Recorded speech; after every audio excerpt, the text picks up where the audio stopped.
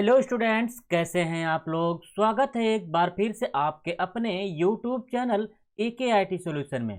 तो स्टूडेंट्स, आज हम इस वीडियो में शुरू करने चल रहे हैं M2R5 ओ लेवल के पेपर का, अर्थात जो ओ लेवल का सेकेंड पेपर है वेब डिजाइन का, उसको आज शुरू करने जा रहे हैं। तो आज की ये हमारी पहली वीडियो है। इस वीडियो में आज हम जानेंगे कि कैसे HTML, CSS या जावा स्क्रिप्ट की जो कोडिंग वगैरह की जाती हैं, उनकी कोडिंग आज हम जानेंगे। किसी भी टेक्स्ट एडिटर को कैसे डाउनलोड किया जाता है। तो चलिए शुरू कर लेते हैं आज का ये वीडियो।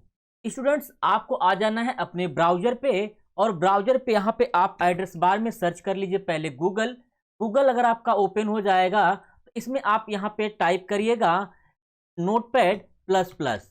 तो नोटपैड प्लस प्लस जैसे ही टाइप करेंगे तो यहाँ पे नोटपैड प्लस प्लस डाउनलोड करने का एक ऑप्शन आ जाएगा।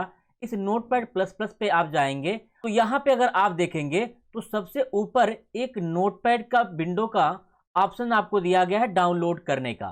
तो यहाँ पे हम क्लिक करेंगे। जैसे हम इस पे क्लिक करेंगे, इस वर्जन पे क्लिक करेंगे, नीचे अभी हमको डाउनलोड करने का एक और ऑप्शन देखिए यहाँ पे मिल गया है। तो हम यहाँ से क्या कर सकते हैं, सॉफ्टवेयर को यहाँ पे डाउनलोड कर सकते हैं।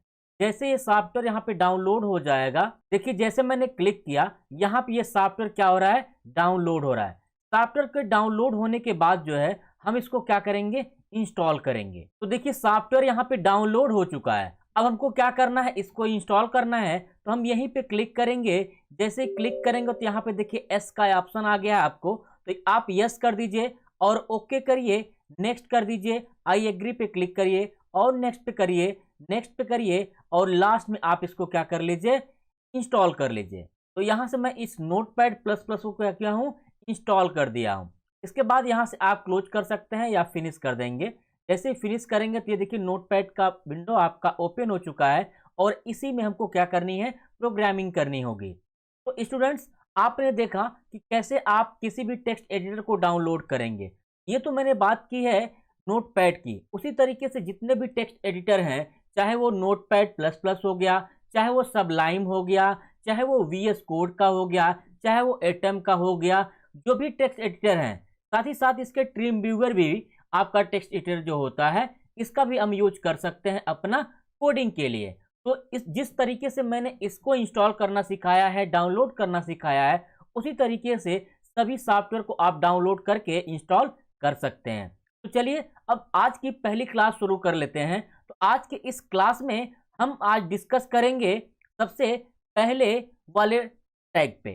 तो यहाँ पे अगर आप देखें तो मैंने आपको शुरुआत में, स्टार्टिंग में, पहली वीडियो में इनके बारे में मैंने आपको डिटेल बता दिया था कि जो भी कंटेंट हम लोग पढ़ेंगे HTML का, ये पूरा कंटेंट का मैंने आपको पूरा दिखा दिया था। तो इसमें इस कंटेंट के हिसाब से अगर हम चले तो सबसे पहले आपका है बॉडी टैग। तो बॉडी टैग को मैं अभी फिलहाल छोड़ रहा हूं आज के लिए। इसको हम नेक्स्ट अगले क्लास में इसको डिस्कस करेंगे जब हम एंकर टैग को पढ़ा लेंगे तब, क्योंकि यहाँ पे कुछ ऐसे यहाँ पे टैग आपको मिलेंगे, ये सब जो एंकर टैग से ही रिलेटेड हैं। तो चलिए हम लोग शुरू कर लेते हैं आज यहाँ से सेकेंड वाले टॉपिक से। आज की हमारी टॉपिक होगी यहाँ पे हेडिंग टैग, पैराग्राफ टैग और HR टैग, साथ ही साथ इसका जो अलाइनमेंट होता है उसके बारे में। तो स्टूडेंट्स, आपको अगर एडिटिंग करनी है, कोडिंग करनी है, तो कोडिंग करने के लिए आपको सबसे पहले कोई ना कोई एक एडिटर होना चाहिए आपके कंप्यूटर में। तो आप जो है अगर नोटपैड प्लस प्लस इंस्टॉल कर लिए हैं तो अच्छी बात है, लेकिन अगर आप नोटपैड प्लस प्लस इंस्टॉल नहीं किए हैं तो आप अपने कंप्यूटर के नोटपैड पे भी क्या कर सकते हैं, एडिटिंग कर सकते हैं। नोटपैड भी एक simple basic text editor software भी होता है, वहां पे भी आप HTML की कोडिंग वगैरह कर सकते हैं। तो स्टूडेंट, सबसे पहले हम कोई ना कोई एक टेक्स्ट एडिटर को ओपन कर लेते हैं। तो यहाँ पे मैं आपको नोटपैड प्लस प्लस पे करके दिखा दे रहा हूँ। तो आप यहाँ से विंडो प्लस R प्रेस करिए और यहाँ पे टाइप करिए नोटपैड प्लस प्लस। जैसे इस पर टाइप करेंगे इस तरीके की एक विंडो आपकी आ गई है। यहाँ पे हमको क्या करना है, टाइपिंग करनी है, यानी कोड लिखने हैं। तो यहाँ पे जो हम लोग कोड लिखेंगे सबसे पहले कोड लिखा जाता है HTML का, इसके बाद हेड, इसके बाद टाइटल। अब यहाँ पे टाइटल में कुछ उसकी टाइटल डाल दी जाती है जिससे ब्राउजर का जो टाइटल हो टैब का वो यहाँ पे शो करे। तो यहाँ पे मैं डाल दे रहा हूँ कि फर्स्ट प्रोग्राम, ठीक है, तो मैंने लिख दिया यहाँ पे फर्स्ट प्रोग्राम और टाइटल को क्लोज कर दिया, साथ ही साथ हेड को भी क्लोज कर दिया। ये आपकी ऊपर की 3 लाइन आपको हमेशा यहाँ पे लिखनी पड़ती है जब भी आप ज़्यादातर प्रोग्रामिंग आप करते हो HTML की। तो अगर हम बात करें इसमें कि इसमें HTML क्या होता है, हेड क्या होता है और टाइटल क्या होता है, तो अगर हम बात कर लें इसके बारे में, तो आपका यहाँ पे देखिए मैं नोट्स अगर आपको दिखाऊं, तो यहाँ पे देखिए हेड टैग का क्या काम होता है या HTML टैग का क्या काम होता है। अगर अब ये HTML के बारे में बात करें तो देखिए कह रहा है कि ये मेन HTML टैग होता है, इसे मेन कंटेनर भी कहते हैं। इसी से HTML डॉक्यूमेंट बनाना शुरू किया जाता है। कंटेनर के अंदर ही अदर एलिमेंट होते हैं और अंत में वेब पेज को क्लोज करने के लिए HTML क्लोजिंग टैग इस तरीके का प्रयोग किया जाता है। और ये उसका क्या दिया गया है, एक डायग्राम, एक स्ट्रक्चर दिया गया है। तो HTML जो होता है आपका, वो शुरू किया जाता है HTML टैग को शुरू करने के लिए, यानी बनाने के लिए। अगर आपको HTML बनाना है, HTML पे काम करना है, तो इसके लिए आपको HTML टैग लगाना पड़ेगा। इसके बाद यहाँ पे अगर आप हेड टैग की बात करें तो देखिए हेड टैग में क्या कह रहा है कि इस टैग के द्वारा वेब पेज का हेडर एरिया बनाया जाता है। यह टैग एक वेब पेज के बारे में जरूरी इंफॉर्मेशन प्रोवाइड करता है। Title, style, script, link, Meta, ये सभी टैग्स हेड टैग्स के अंदर ही लिखे जाते हैं। तो हेड टैग जो होता है उसका काम क्या होता है, हेडर एरिया बनाना, हेडर क्रिएट करना, जिसके अंतर्गत आपका टाइटल, स्टाइल, स्क्रिप्ट वगैरह ये सभी टैग्स हम लोग क्या करते हैं, इंक्लूड करते हैं। अब हेड टैग को यूज करने का जो तरीका है वो आपका क्या होता है, ये यहाँ पे उसका स्ट्रक्चर दिया गया है कि आप सबसे पहले HTML लगाएंगे, हेड लगाएंगे, उसके अंदर आप लिखेंगे टाइटल और उस टाइटल का कुछ नाम देंगे और उस टाइटल को क्लोज करेंगे और हेड को आपने जो ओपन किया यहाँ पे उसको भी आपको क्लोज करना है। साथ ही साथ लास्ट में जब आपका HTML समाप्त हो जाएगा तो HTML को भी क्या किया जाता है, क्लोज किया जाता है। नेक्स्ट अगर हम टाइटल टैग की बात करें तो टाइटल टैग देखिए क्या कर रहा है, किसी भी वेब पेज का शीर्षक देने के लिए टाइटल टैग का इस्तेमाल किया जाता है। इसे हेड टैग के अंदर लिखा जाता है। टाइटल टैग की मदद से ब्राउजर यह जान पाता है कि वेब पेज किस बारे में है। तो अर्थात इसका कहने का क्या मतलब है कि जब भी हम लोग ब्राउजर ओपन करते हैं तो ब्राउजर का एक टाइटल होता है, तो वो टाइटल जो होता है डिस्क्राइब किया जाता है यहाँ पे टाइटल के माध्यम से। ठीक है, तो इस तरीके से आप समझ गए होंगे इन तीनों का क्या यूज होता है। तो अगर हम आगे बढ़ें, इसमें सबसे पहला जो आपको मैंने बताने के लिए कहा है वो कहा है हेडिंग टैग। तो अगर आप हेडिंग टैग में देखें तो हेडिंग टैग जो होते हैं वो 6 होते हैं। जैसे एग्जांपल अगर मैंने यहाँ पे लगा लिया हेडिंग टैग यानी H1 टैग, तो हेडिंग टैग जो होते हैं वो 6 होते हैं, H1 से लेकर के H6 तक, जिसमें H1 जो हेडिंग होती है वो सबसे बड़ी हेडिंग होती है और H6 जो हेडिंग होती है वो सबसे छोटी हेडिंग होती है। यहाँ पे मैं कुछ टाइप कर ले रहा हूं, जैसे मैंने यहाँ पे टाइप किया AKIT सॉल्यूशन और H1 को बंद कर दिया। अब देखिए आपको करना क्या है, आपने जो भी प्रोग्राम बनाया हुआ है, जो भी कोडिंग की हुई है, इस कोडिंग को आपको सेव करना है। तो सेव करने के लिए आप चले जाइए फाइल पे और यहाँ पे आपको मिलेगा सेव का ऑप्शन, या फिर आप Ctrl+SB प्रेस कर सकते हैं। अब देखिए जैसे मैंने यहाँ पे सेव पे क्लिक किया, हमसे पूछ रहा है कि इसको किस नाम से सेव करना और किस लोकेशन पे सेव करना है। तो यहाँ पे आप कोई भी लोकेशन क्या कर सकते हैं, यूज कर सकते हैं। तो स्टूडेंट्स आपको एक बात और बता दें कि आप जब भी कोई प्रोग्रामिंग करिए, कोई भी कोडिंग करिए, तो उसका एक अपने नाम से अलग एक फोल्डर बना के रख लीजिए और जब भी डेली प्रोग्रामिंग आप करते रहिए उसी फोल्डर में अपनी वो सभी फाइलें क्या करिए, स्टोर करते रहिए। इससे होगा क्या कि आपके पास एक अच्छा खासा कलेक्शन मौजूद हो जाएगा कि जब भी आपको प्रैक्टिकल की आवश्यकता पड़ेगी, किसी टैग को अगर आप भूल रहे हो तो आप उसी फोल्डर से जा करके उस टैग को एक बार रिवीजन कर सकते हैं। तो यहाँ पे मैं क्या कर रहा हूँ, एक नया फोल्डर बना ले रहा हूँ M2R5 के नाम से। ठीक है, तो मैंने M2R5 के नाम से एक फोल्डर बना लिया, उसमें यहाँ पे मैंने रख दिया हेडिंग टैग। तो मैंने यहाँ पे हेडिंग नाम से क्या किया हुआ है, एक फाइल बना दे रहे हैं। अब देखिए आपको ध्यान क्या देना है, एक बात और, जब भी आप यहाँ पे कोई भी फाइल अगर आप लिख रहे हो, उसका नाम लिख रहे हो, तो यहाँ पे उस फाइल के नाम के साथ साथ आपको इसका एक्सटेंशन लिखना जरूरी है। तो जैसे मैंने यहाँ पे लिखा heading.html, तो आप इसका एक्सटेंशन .html या फिर .htm लिख सकते हैं। तो जैसे मैंने इस पे सेव किया, हमारी ये फाइल क्या हो चुकी है, सेव हो चुकी है।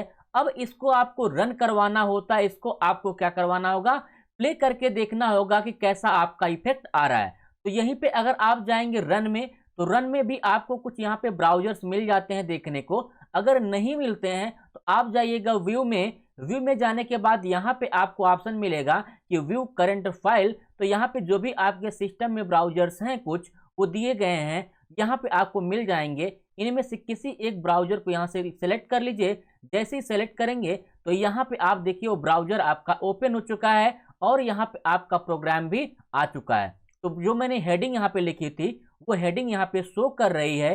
साथ ही साथ जो आपने टाइटल लिखा हुआ था वो टाइटल देखिए आपका यहाँ पे शो कर रहा है। ठीक है, तो ये आपका टाइटल होता है। नेक्स्ट वापस अगर हम चले अपने कोडिंग में, तो यहाँ पे देखिए मैंने एक हेडिंग अभी लिखी हुई है। उसी तरीके से आप जो है हेडिंग 2, हेडिंग 3 जो भी आपको लिखना है वो सारी चीजें आप यहाँ से क्या कर सकते हैं, लिख सकते हैं। तो मैं यहाँ पे वही सारी चीजें क्या कर रहा हूँ, लिख दे रहा हूँ।